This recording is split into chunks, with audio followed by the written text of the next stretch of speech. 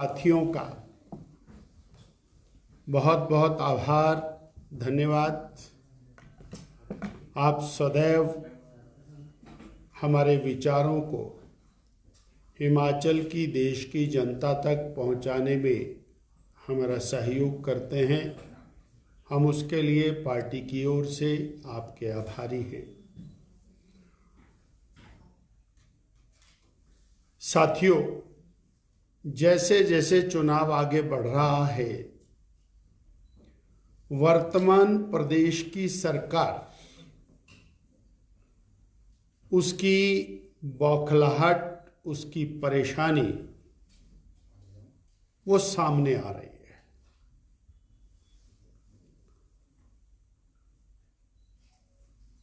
माननीय मुख्यमंत्री जी, उप मुख्यमंत्री, कांग्रेस के नेता जगह जगह जनसभाओं में जाकर के एक भी शब्द, मैं इसको दोबारा से कह रहा हूं, एक भी शब्द अपने 1.5 साल के विकास कार्य के ऊपर नहीं बोलते हैं। और मुख्यमंत्री जी सुबह गाली देना शुरू करते हैं बीजेपी को और शाम तक गाली देकर के समय व्यतीत करते हैं।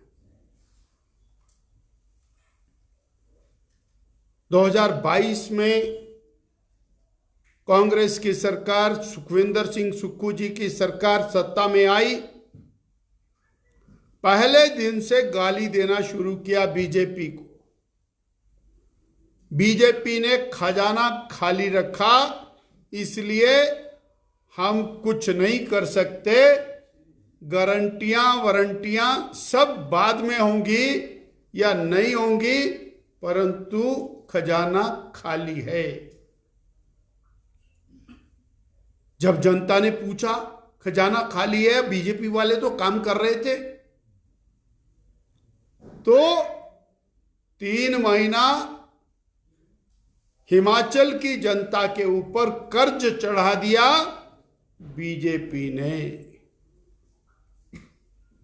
और अपने आप व्हाइट पेपर लेकर के आए और उस व्हाइट पेपर ने बता दिया कि 70,000 करोड़ में से 55,000 करोड़ रुपया कांग्रेस पार्टी का लिया हुआ कर्ज था। उसके बाद केंद्र सरकार को गालियां देते हुए 4 महीने बिता दिए और उसके बाद चुनाव आने वाला था, तो राज्यसभा के चुनाव में कांग्रेस पार्टी के माननीय विधायकों ने जब सरकार को आईना दिखाया, तो कांग्रेस के माननीय विधायकों को काला नाग बोलना, मेंढक बोलना, भेड़े बोलना, बिक गए बोलना, अब ये इनकी जुबान पर ऐसे चढ़ गया है जैसे कोई तकिया कलाम होता है। सोते जागते उठते बैठते इनको वो सब काले नाग दिखाई देते हैं। इन्होंने कहा कर्जा चढ़ गया, 20,000 करोड़ का कर्जा ले लिया और विकास बंद। हम आज आरोप लगा रहे हैं आपके माध्यम से कांग्रेस की सरकार पर। इस सरकार ने 1.5 साल में एक भी बेरोजगार को सरकारी नौकरी नहीं दी है। हम आरोप लगा रहे हैं, एक भी बेरोजगार को रोजगार नहीं दिया है। हम आरोप लगा रहे हैं कि एक भी सड़क, एक भी सिंचाई का काम, एक भी बिजली का काम, एक भी पानी का काम, एक भी विकास का काम इन्होंने नहीं किया है। हम आरोप लगा रहे हैं, एक भी अस्पताल, एक भी स्कूल, एक भी कॉलेज, एक भी विश्वविद्यालय, एक भी इंस्टीट्यूशन इस सरकार ने नहीं खोला है। इसलिए 1.5 साल के बाद जब चुनाव के मैदान में उतरे हैं तो बीजेपी को गाली देकर के ये चुनाव निकालना चाह रहे हैं और प्रातः काल से शाम तक केवल एक ही काम है। ऐसा प्रतीत होता है जैसे ऑपोजिशन पार्टी के अंदर बैठा हुआ व्यक्ति रूलिंग पार्टी को गाली देता हुआ दिखाई देता है। वही स्थिति आज वर्तमान कांग्रेस की, प्रदेश की सरकार की, कांग्रेस पार्टी की दिखाई देती है। इस सरकार ने 1.5 साल में प्रदेश को कुछ महत्वपूर्ण चीजें दी हैं। कानून व्यवस्था की धज्जियां उड़ा दी हैं इस सरकार ने 1.5 साल में।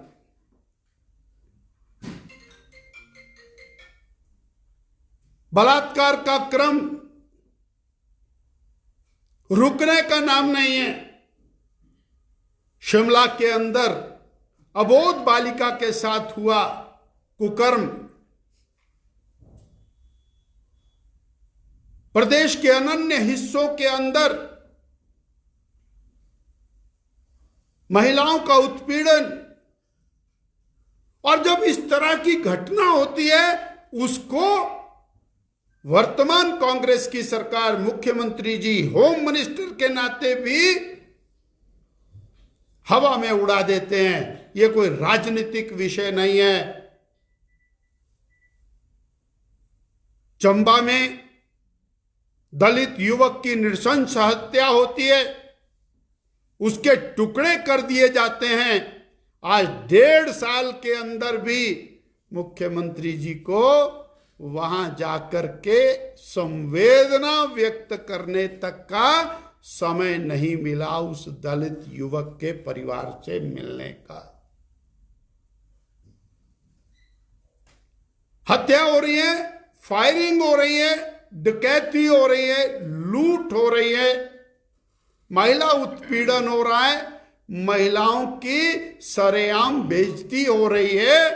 और उस पर यदि कहीं से कोई आवाज उठती है तो उसके ऊपर केवल एक ही बात मुख्यमंत्री जी या इनके लोग बोलते हैं कि ये राजनीतिक मामला नहीं है।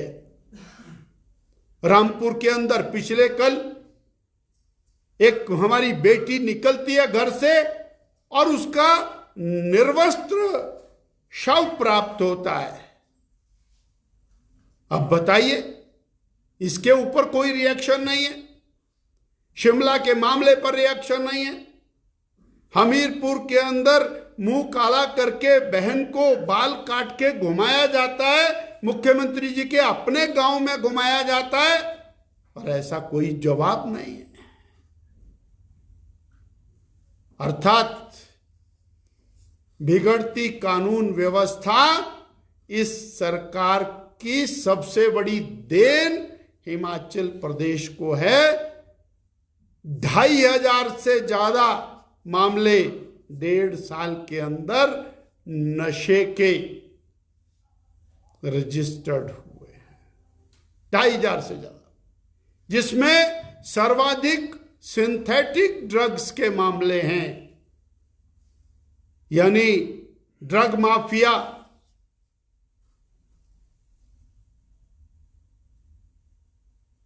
के ऊपर सरकार को कोई नियंत्रण दिखाई नहीं देता है। इसकी तुलना में भारतीय जनता पार्टी चुनाव में श्रद्धेय नरेंद्र भाई मोदी जी के गरीब कल्याण,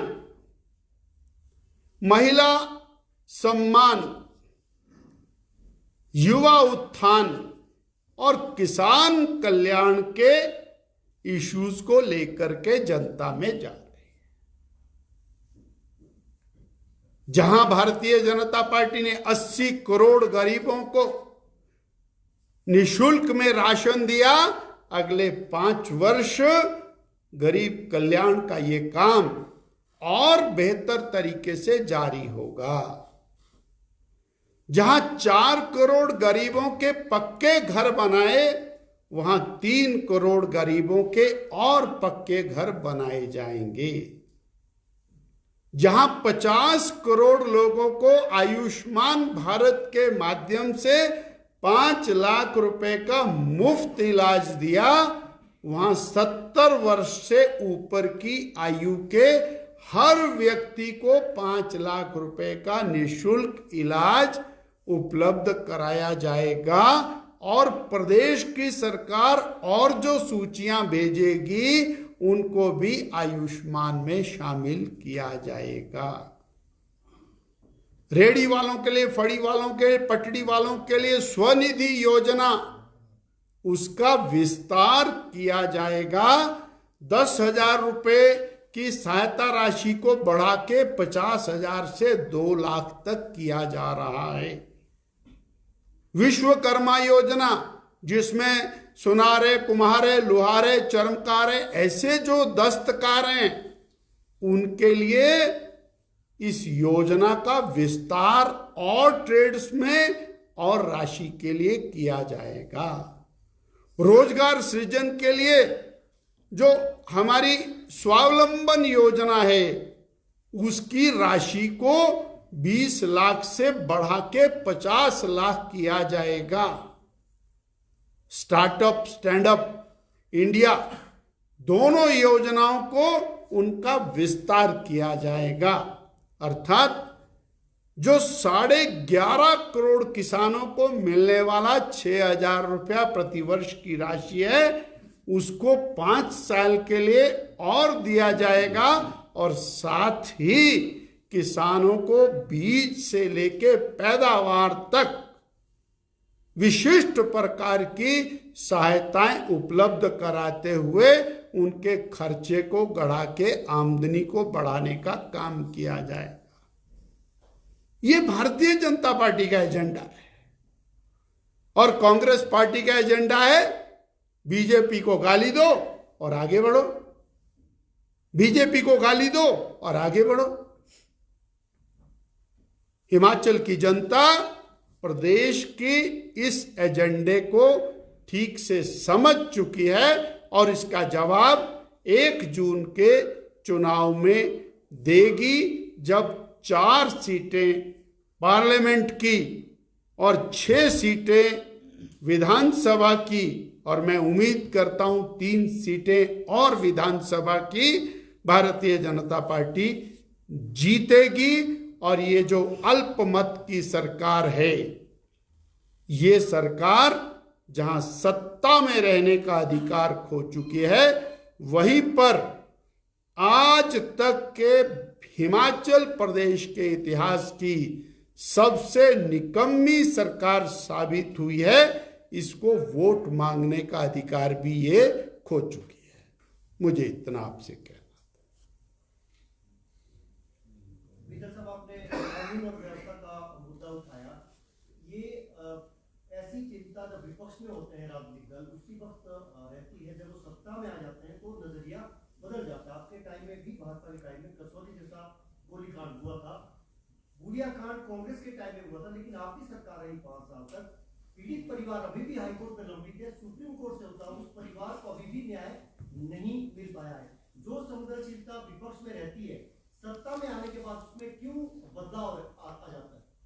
हमको सिंगटा साहब कंपैरेटिव चिंतन करना पड़ेगा। समाज के अंदर इस प्रकार की घटनाएं होती हैं, परंतु जो शासक है जो मुख्यमंत्री है, होम मिनिस्टर है, जिसको ये व्यवस्था देखनी है, वो कितना संवेदनशील है, ये अत्यंत महत्वपूर्ण विषय है। मैंने आपके सामने विषय रखा, चंबा में नृशंस हत्या होती है, 1.5 साल में भी मुख्यमंत्री जी को वहां जाने का, उस दलित परिवार से मिलने का अवसर नहीं मिलता। एक शब्द भी उस घटना के खिलाफ सरकार ने नहीं बोला है, निंदा नहीं की है।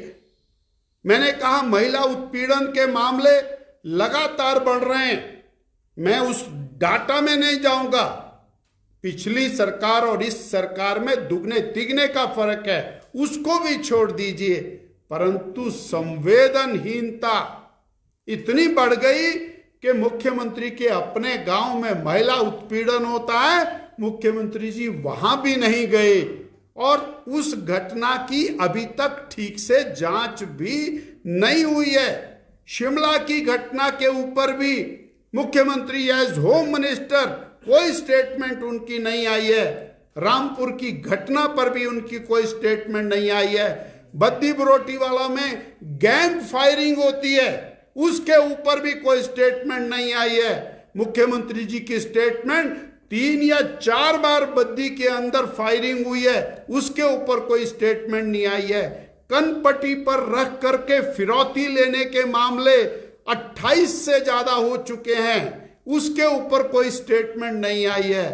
ड्रग्स का मामला इतना तेज गति से रैंपेंट बढ़ा है, उसके ऊपर कोई स्टेटमेंट नहीं आई है। ये संवेदनहीनता है। और मैंने कहा कि 1.5 साल में विकास के ऊपर चुनाव में जाइए ना, आपने कानून व्यवस्था अच्छी किया तो उसके ऊपर बात करिए ना। हम तो बोल रहे हैं वो बताएं कि हमने बेहतरीन की है, आए डिबेट करें। जनता जानना चाहती है कि चंबा के बारे में आपने क्या किया, बद्दी बरोटीवाला के बारे में आपने क्या किया। मैं ये कहना चाहता हूं कि इस सरकार ने केवल और केवल बिगड़ती कानून व्यवस्था हिमाचल प्रदेश को दी है। एक भी सड़क इस सरकार ने 1.5 साल में हिमाचल प्रदेश को नहीं दी है, एक भी सड़क, never in the history of Himachal Pradesh.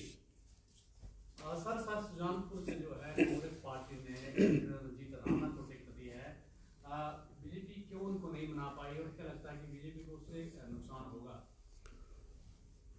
Congress party किसको चुनाव का टिकट देती है ये उसका अधिकार है। उनको रंजीत जी टिकट के रूप में मिले, हमारा तो ये सवाल है कि उनको कांग्रेस का कोई व्यक्ति नहीं मिला। इसका मतलब है कि वहां कांग्रेस बिल्कुल खाली हो गई, जो वो बीजेपी के और एक पुराने उम्मीदवार को लेकर के गए। यही बात कांग्रेस आप पर कह रही कि आपको कैंडिडेट नहीं मिले इसलिए बागी विधायकों को टिकट। भारतीय जनता पार्टी एक तो इस बात पर पूर्ण रूप से ऐतराज जताती है कि बागी शब्द का प्रयोग, वो भारतीय जनता पार्टी के माननीय सदस्य हैं और भारतीय जनता पार्टी ने उनकी सदस्यता के बाद उनको टिकट दिया है। दूसरा, उन्होंने कांग्रेस से बगावत की है, तो ये कांग्रेस पार्टी की नालायकी है। और भारतीय जनता पार्टी वहां से चुनाव हार चुकी थी, वो सिटिंग विधायक थे और उस नाते भारतीय जनता पार्टी ने उनको टिकट दी। सर, भाजपा हर एक पत्रकार वार्ता में बोलती है अल्पमत की सरकार है, लेकिन अगर सीटों की बात की जाए तो कांग्रेस की सीटें अभी ज्यादा है और नतीजों की बात की जाए चुनावों के तो अभी भविष्य के गढ़ में। उनके पास सीटें ज्यादा कैसे हैं? ज्यादा कैसे हैं जी? जिस दिन राज्यसभा की वोटिंग हुई है उस दिन 34 सदस्य ने कांग्रेस के खिलाफ वोट दिया है। उसके बाद कोई वोटिंग हुई नहीं है, उनके पास कहां ज्यादा है। और उसमें से 6 लोग निकल गए 62 में से, और कहां खड़े। और फिर अगर उनके पास मेजॉरिटी है तो राज्यसभा का चुनाव क्यों आ रहे हैं? तो अल्पमत की सरकार तो है ही।